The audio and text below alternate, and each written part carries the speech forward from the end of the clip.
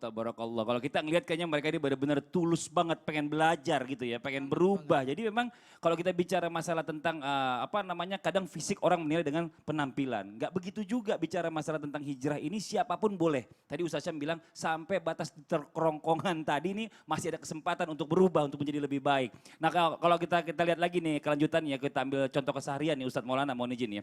Mungkin dalam rumah tangga nih istri suka ngeluh ya, tadi mungkin kita sudah bahas di awal berbicara tentang suaminya diajak ibadah susah ya kan. Kadang suaminya kalau disuruh sholat malah mikirin nongkrong sama teman-temannya, pulangnya agak malam gitu.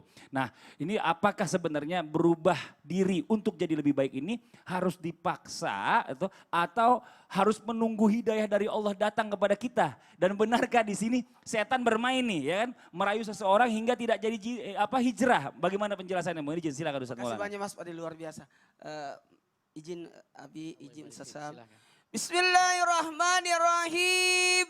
Assalamualaikum warahmatullahi wabarakatuh. Waalaikumsalam warahmatullahi wabarakatuh. Jamaah. Yeay. Oh jamaah. Yeay. Alhamdulillah. Alhamdulillahirrabbilalamin. Allahumma salli ala sayyidina Muhammad wa ala sayyidina Muhammad. Hari ini 1 Muharram 1442 Hijriah. Hari yang sangat dimuliakan. Allah mencintai 310. 10 akhirnya Ramadan, 10 awalnya bulan Zulhijjah, dan 10 akhir awalnya bulan Muharram. Kalau di akhir Ramadan ada Lailatul Qadar.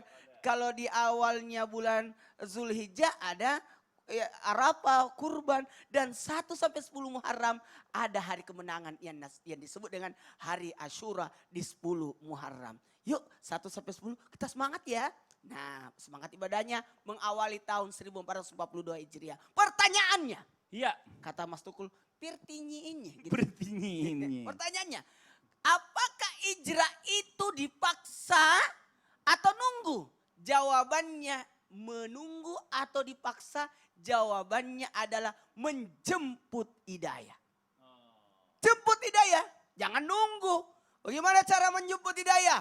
Bersungguh-sungguh. Makanya anak itu harus diperkenalkan ibadah. Diperkenalkan ibadah. Dijadikan ibadah itu bentuk keseharian. Alhamdulillah kita berada di Indonesia yang alhamdulillah yang mana sunnah ibadah itu bahkan dijadikan tradisi. Dijadikan tradisi, lihat aja di 1 sampai 10 Muharram ini. Waduh banyak. Bahkan sekarang alhamdulillah sudah digalakkan yang namanya one day one juice. Kan luar biasa. Ada yang namanya salat berjamaah, menggalakkan dan sebagainya. Alhamdulillah. Apalagi memacu orang untuk bisa bersedekah luar biasa. Ini namanya apa? Menjemput hidayah. Apalagi mempersiapkan bertemu dengan hidayah dengan cara apa? Ilmu serta bekal. Makanya kata Mas Fadli tadi, ini apakah ini harus menunggu?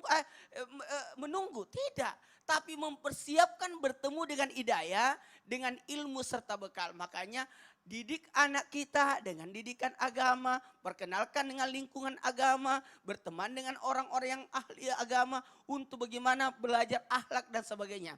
Minimal dia mengikuti, mencontoh.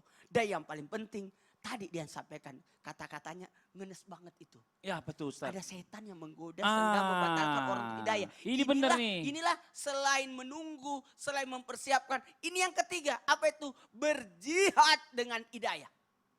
Artinya apa? Mempertahankan dengan istiqomah. Ini yang paling penting karena kadang-kala ada godaan. Makanya kalau memang berhijrah, pindah dari lingkungan yang buruk menuju yang baik. Pindah dari sesuatu kebiasaan yang buruk menjadi kebiasaan yang baik. Ya, jadi kalau hijrah jangan setengah-setengah. Harus betul-betul secara kafah. Harus Jangan keseluruhan, lengkap. setengah-setengah lengkap. Nah, tadi persiapannya makanya harus juga ada. Harus Jangan ada sampai juga ilmunya. maksudnya nggak ada persiapan, nggak ada ilmu, nggak semua. Iya. Kaget jadinya, ini apaan nih gitu ya kan? Bingung jadinya. Karena gini, saya tambah Iya. sedikit aja. Iya. Kalau Allah mengendaki kebaikan seorang hamba, Iya. Allah kasih dia pemahaman agama, dia ada motivasi untuk berbuat kebaikan dan tidak ada lagi keinginan untuk berbuat buruk-buruk. Ini Masya Allah luar biasa. Nah ini kita bicara masalah tentang hijrah nih ya. Ini